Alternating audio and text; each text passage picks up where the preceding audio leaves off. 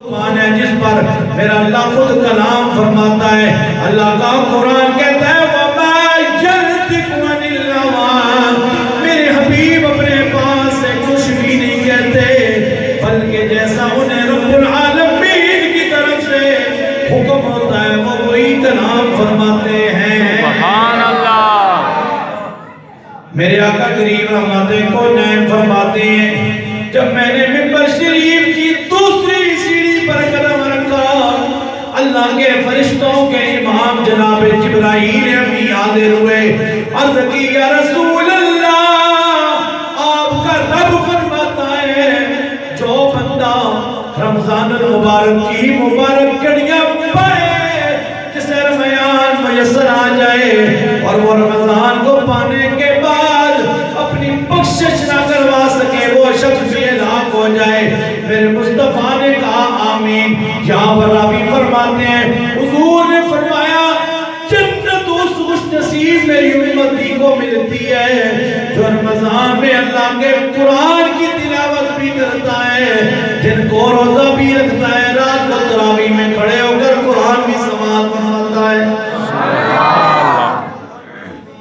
میرے آقا کریم رحمتِ کونین صلی اللہ علیہ وآلہ وسلم فرماتے ہیں, میرے آقا فرماتے ہیں اے میرے صحابہ قیامت والے دن 50,000 سال کا ایک دن ہوگا, 10,000 آدمیوں کی ایک لائن ہوگی جن میں 9,999 لوگ جہنم میں جائیں گے, ایک جنت میں جائے گا.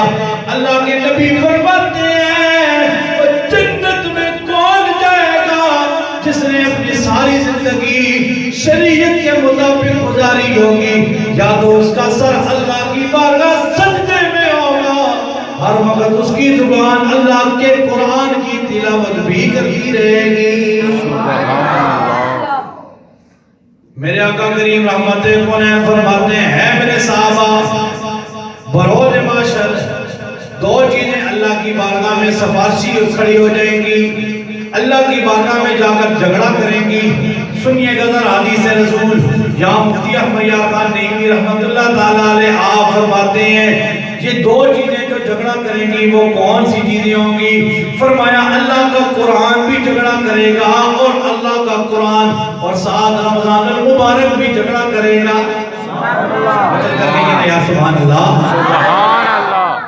دو چیزیں اللہ کی بارگاہ میں جھگڑا کریں گی, ایک اللہ کا قرآن اور دوسرا رمضان المبارک جھگڑا کرے گا. اب مفتی صاحب فرماتے ہیں جھگڑا یہ تکبر کا نہیں ہوگا, ناز کا جھگڑا ہوگا, فخر کا جھگڑا ہوگا. اللہ کا قرآن کہے گا یا رب کریم یہ رات کے وقت مجھے تراویح میں کھڑے ہو کر سنا کرتا تھا, یا اللہ یا رب قدیر یا مجھے قرآن سے نکال دے, یا میرے کھڑے ہونے والے کو جنت کا داخلہ عطا فرما دے. ایک قرآن, دوسرا رمضان المبارک جیسا عظیم مہینہ اللہ کی بارگاہ میں عرض کرے گا یا رب کریم رمضان المبارک اس نے پایا, صبح سے شام تک اپنے آپ کو بھوکا رکھا تیری رضا کی خاطر, جسم کا ہر عضو گواہی دے گا یا اللہ اس نے عبادت کی ہے, یا اللہ اس نے عبادت کی ہے, اس نے اس کی قدر کی ہے, یا اللہ اس نے تیرے مہینے کی قدر کی ہے. اللہ رمضان کی سفارش کو بھی قبول کرے گا اور قرآن کی سفارش کو بھی قبول کرے گا. رمضان المبارک پانے والے کو اللہ جنت کا داخلہ بھی عطا فرمائے گا, قرآن کا نور بھی عطا فرمائے گا. یہ دو چیزیں ہیں جی, قرآن اور رمضان. بولیے قرآن اور رمضان. سال کے بعد یہ نصیب ہوتا ہے اور یہ خوش نصیب آدمی کو نصیب ہوتا ہے, بے شک خوش نصیب آدمی کو یہ نصیب ہوتا ہے. یہ میرے مالک کے عرض سما کی کرم نوازیاں دیکھیے,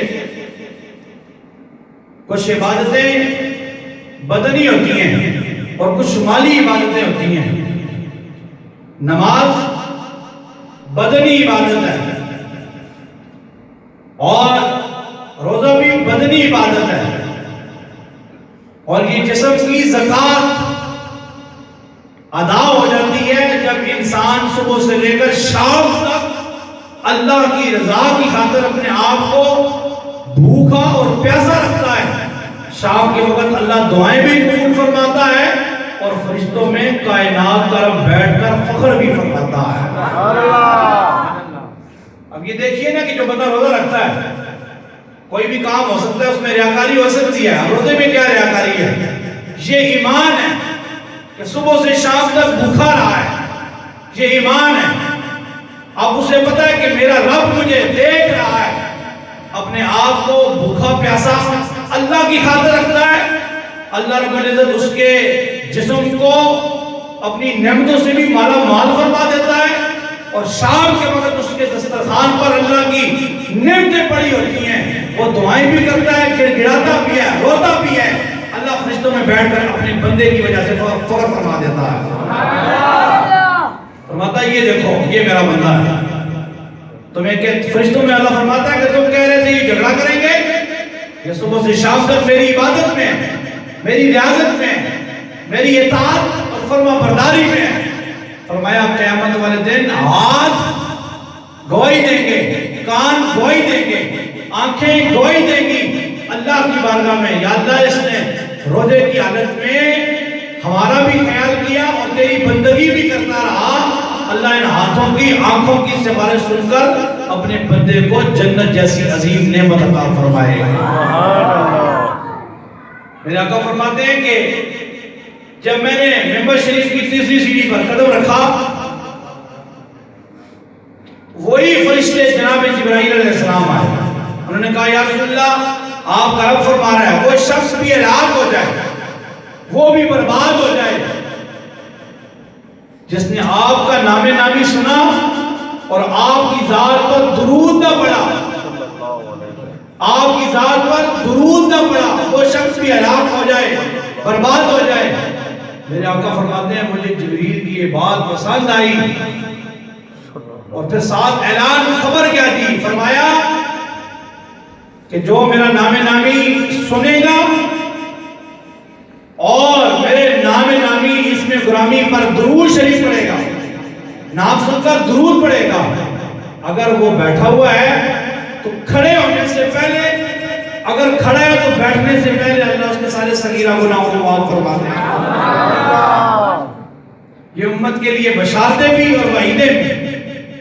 کبھی رمضان المبارک, کبھی شب برات, کبھی شب معراج عطا فرما کر وہ اپنے بندوں کو معاف کرنا چاہتا ہے. اور جو اس نے عظیم جنت بنائی ہے نا رسول اللہ کی امت کے لیے اور مخلوق کے لیے, اپنی مخلوق کو اپنی جنت کی نعمتیں دکھانا چاہتا ہے کہ اے بندے میری خاطر تم نے پیاس برداشت کی ہے, میری خاطر بھوک برداشت کی ہے, صبح سے شام تک تو روزے میں تھا, نمازیں ادا کرتا رہا ہے. فرمایا کہ اب دیکھ اب مزہ چک, میں نے تیرے لیے تیرے ان اعمال کی جزا جنت کو بنا دیا. میرے آقا کریم رحمت کونین کی ایک حدیث مبارکہ ہے. میرے آقا کریم رحمت کونین فرماتے ہیں کہ جس نے رمضان المبارک میں ایک گناہ کیا, ایک گناہ جان بوجھ کر, اللہ رب العزت اس کے 1 سال کے اعمال برباد فرما دے گا. اللہ استغفر اللہ. اس نیت سے کرے گا. حضرت کعب فرماتے ہیں, صحابی رسول ہیں, آپ فرماتے ہیں کہ جس نے ماہ رمضان کے روزے رکھے اور پکا ارادہ کیا کہ رمضان کے بعد گناہ نہیں کرے گا, جس نے رمضان کے روزے رکھے اور پکے ارادے سے توبہ کی کہ میں رمضان کے بعد گناہ نہیں کروں گا, فرمایا رسول اللہ فرما رہے ہیں اللہ اسے بغیر حساب کتاب کے جنت کا داخلہ عطا فرمائے گا. مگر حضرت علی فرماتے ہیں کہ جو شخص یہ ارادہ کرے, دعا کرے کہ میں ابھی توبہ کرتا ہوں پھر گناہ کر لوں گا, فرمایا اللہ اس کی دعا قبول نہیں کرے گا, گویا کہ وہ اللہ کے ساتھ مذاق کر رہا ہے. اور ایک حدیث شریف میں فرمایا جس نے ماہ رمضان کے روزے رکھے مگر دل میں یہ ارادہ کیا کہ رمضان دوبارہ گناہ کروں گا، رمضان میں نہیں کروں گا۔ فرمایا کہ اللہ اس کے وہ روزے اس کے منہ پہ مارے گا، نہ اس کا کوئی فرض قبول کرے گا، نہ ہی اس کا کوئی نفل قبول کرے گا۔ جس نے اس ارادے سے توبہ کی کہ رمضان کے بعد گناہ کروں گا، تو اللہ اس کے روزے قبول نہیں کرے گا۔ اللہ ہماری باتوں کا محتاج نہیں ہے، ہاں وہ رمضان دے کر بندے کو سنوارنا چاہتا ہے۔ اے میرے بندے سمجھ جا، آج اگر تو میری بارگاہ کی طرف نہیں آئے گا، ایک دن سفید رنگ کا کفن پہن کر تم نے آنا ہے اور میری بارگاہ میں ضرور آنا ہے اور میری بارگاہ میں پیش ہونا ہے۔ آج تیرے پاس وقت ہے، مہلت ہے، تم قرآن کی تلاوت کر اور اپنے دل کو سجدوں کے ساتھ مگن کر۔